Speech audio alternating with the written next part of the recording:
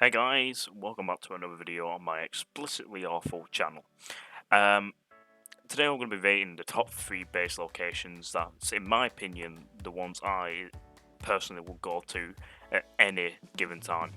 We're going to be rating them off of 3 factors, so survivability, cost of building supplies, and also the storage space. If you don't know what any of these mean, survivability, basically the defense, how it would go down, the storage space, how much you can get in, and also the cost being what building supplies you're going to need and how much of it you will need, and time spent. We're going to be rating them off using grenades. So basically, 1 to 5 stars, 1 being the worst, 5 being the best. And there's also going to be a honourable mention in this one. Is another one that I personally think should be on this list, but I'm only doing 3. Anyway, without further ado, let's go and get into it.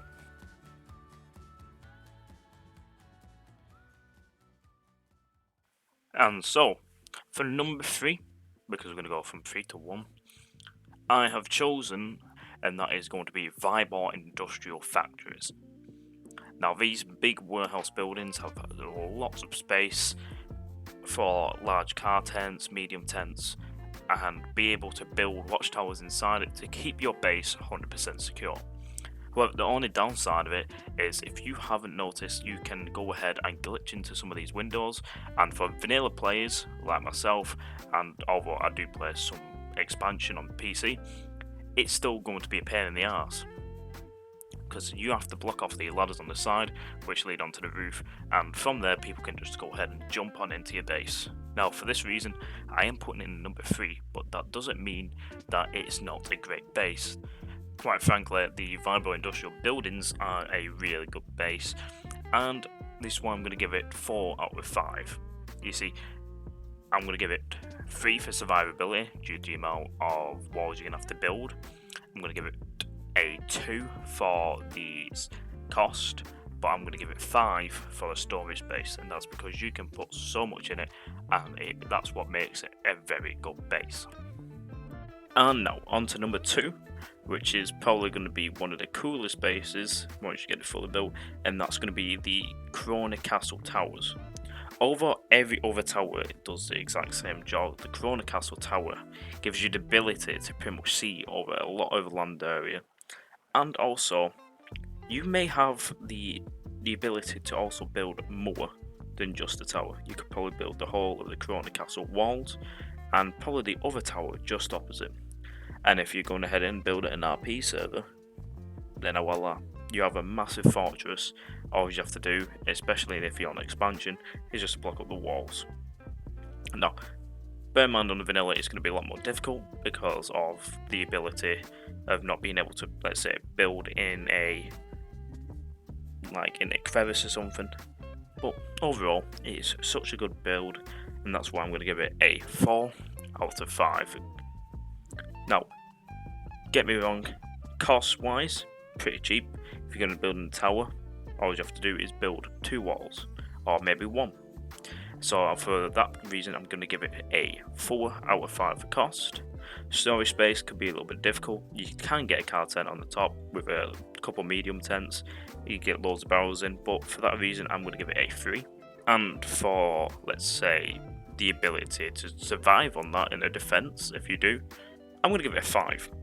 All you have to do is hold 1 entrance, and you could have people on your tops, or your buddies or whatever you're with, just sniping people coming by. Which gives, honestly, although it's the same as last in terms of star ratings, almost, the Corona Castle base is hands down one of my favourites. And, however, it's not going to top number 1. Now, number 1 is one that I have a lot of experience with. The only reason I've given it the number 1 spot is due to this exact reason. The tower is completely broken. You cannot physically enter this tower without a lockpick if someone locks it from the inside. I'll show you now. If I put down pretty much 50 rounds from a PKM, it doesn't open. You must have a lockpick. So unless you have a lockpick while raiding it, you cannot enter. And this is one reason I love this base. You can climb all the way to the tower, you've got barrels, crates, you can build some walls, completely guard your base. And for that reason, I'm giving this one a 5. However, the only reason I'm also keeping and haven't disclosed the honourable mention is because it is itself the Green Mountain. Green Mountain is one of my favourite places to build, just because it's so cool once you've got it completely built, and I've got loads of experience with it.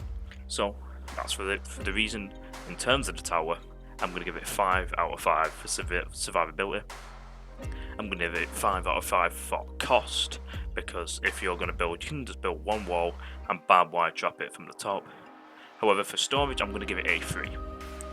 You can get a lot of barrels up there and a lot of crates, so you can have thousands and thousands of slots, but you cannot put any tents. For that reason, that is a 3. So the only reason is up here, it was because of the survivability. You can just sit up top of the tower because you're only one way up and one way down, and as long as you can kill your attackers by dropping grenades down the ladder, then you pretty much won. If you do not agree with me, or you do agree with me, go in the comments, let me know. If you're new to the channel, please go ahead and subscribe. Our aim is for 1,000 subscribers by the end of this month, or end of this year, sorry. And apart from that, let me know your top 3. Give us a runner up as well, give us a like, and I would like to see you in the next video, so thank you very much for watching.